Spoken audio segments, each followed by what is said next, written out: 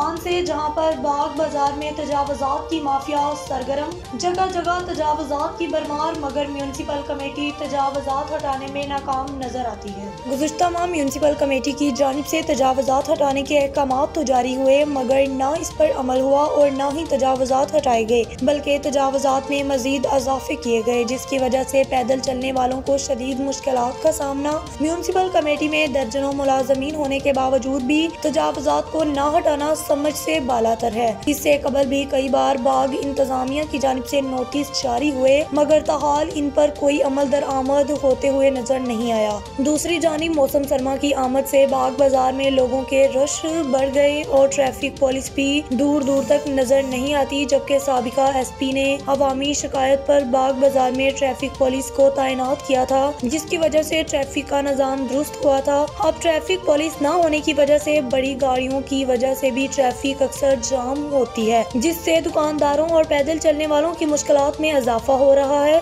इंतजामिया को चाहिए कि आवाम की मुश्किलात को मद्देनजर रखते हुए फुल फौर तजावुज़ात को हटाकर ट्रैफिक के निजाम को दुरुस्त किया जाए, ताकि शहरियों की मुश्किलात का अजाला हो सके।